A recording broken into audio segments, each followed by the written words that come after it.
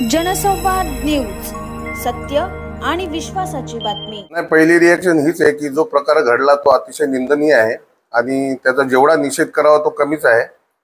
मला असं वाटतं की आपल्या देशामध्ये संविधानाने आपल्याला व्यक्ती स्वातंत्र्य दिलं आहे आणि आमचे ज्येष्ठ पदाधिकारी जे 15 वर्ष डोंबिवलीचे ब्लॉकचे अध्यक्ष राहिलेले आहेत, त्यांनी महानगरपालिकेच्या निवडणुका लढवल्यात। आज त्यांचं वय 72 आहे। असे आमचे सिनियर पदाधिकारी यांच्यासोबत यांना एक फोन केला जातो की मामा तुमच्याशी काम आहे।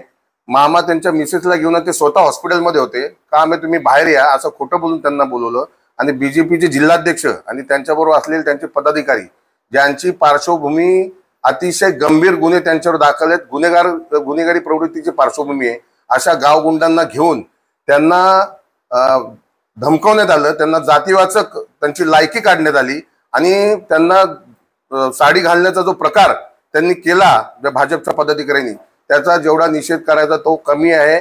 मी स्वतः डीसीपींशी बोललो, डीसीपींनी आम्हाला 5 वाजता बोलवलेलं आहे, त्यांच्यावर FIR दाखल करण्याची मागणी केली आहे। मुख्यतः मामा पगारे हे मागासवर्गीय आहेत, त्यांच्यावर अॅट्रॉसिटी दाखल होत नाही तोपर्यंत आम्ही पोलीस स्टेशन सोडणार नाही किंवा जर नाही केले तर आम्ही मोठ्या प्रकारचं आंदोलन करू आणि अशा प्रकारच्या जर घटना जर भविष्यात जर घडत गेल्या तर ह्याला जर वेळीच आवर नाही घातला तर उद्या सर्वसामान्यांच्या व्यक्ती स्वातंत्र्यावर पण गदा आणण्याचं काम भारतीय जनता पक्षाचे पदाधिकारी करतील।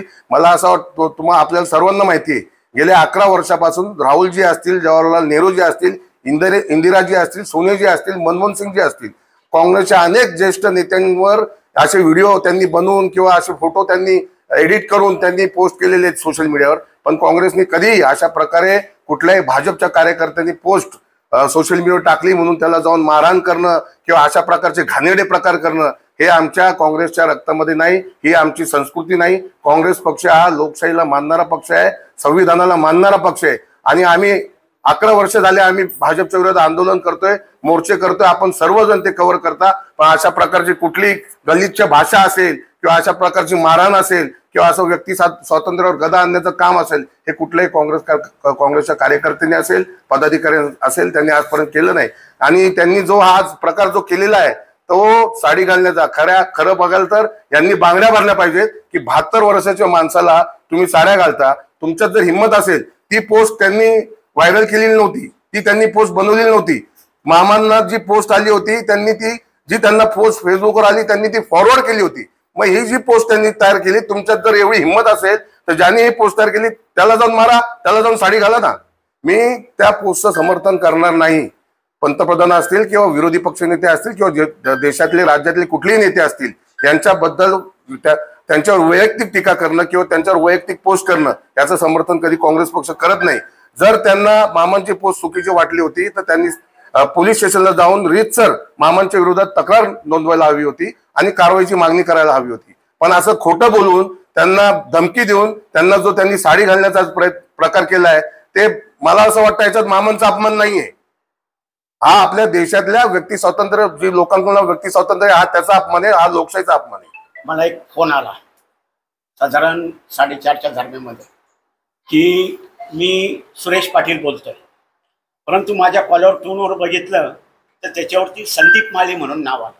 मी पुन्हा त्याला विचारलं, अरे म्हटलं संदीप माळीचं नाव आलं, तू सुरेश पाटील कसं काय सांगतो?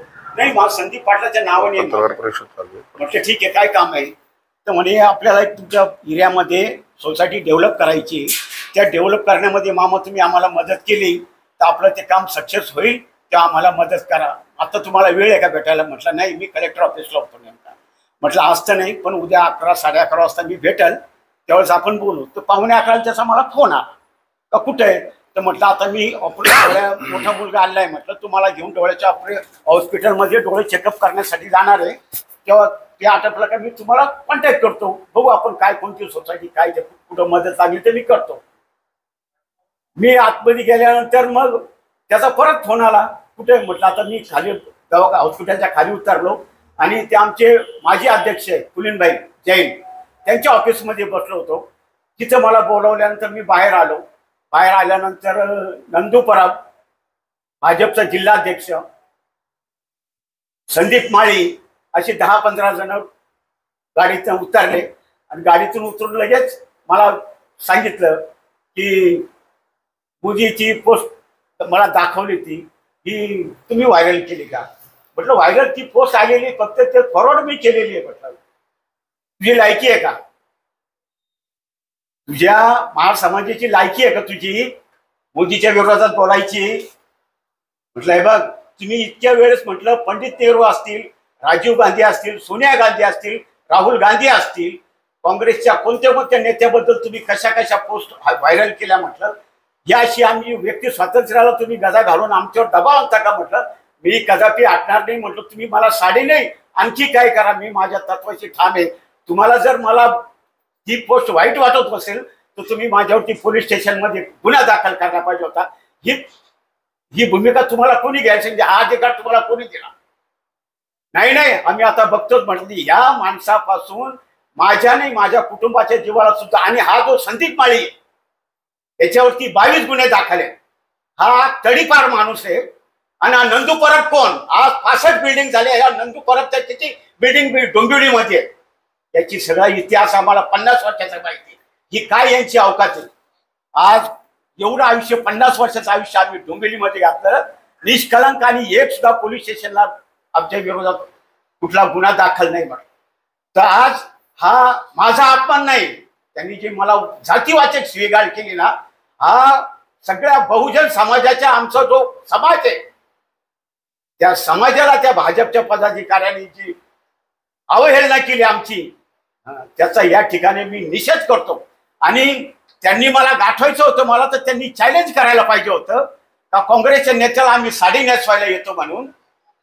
मग मी माझे पदाधिकारी सगळ्याला बोलावलं असतो, पण तुमच्यात हिंमत नव्हती मला सगळ्यांना बोलवायची. कारण तुम्हाला माहिती आहे काँग्रेस जर पेटली डोंबिवली कल्याणमध्ये तर आपली काय अवस्था राहील हे चांगलं माहिती. तुम्ही कोणत्या धुंदीमध्ये तुम्हाला माहित नाही काँग्रेस काय कल्याण डोंबिवलीमध्ये.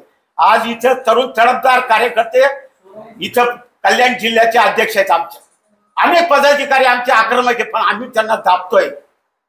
तर त्यांना फक्त मला एकट्यालाच गाठवायचं होतं आणि माझ्या मुलाला गाठवायचं होतं.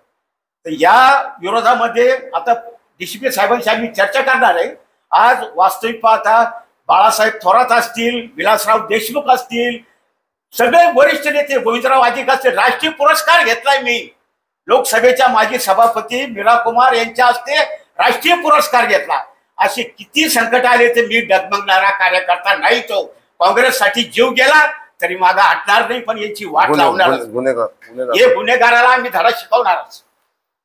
जनसंवाद न्यूज, सत्य आणि विश्वासाची बातमी. आजच सबस्क्राईब करून बेल आयकॉनला क्लिक करा आणि पहा ताज्या घडामोडींचा अचूक अंदाज आपल्या मोबाईलवर.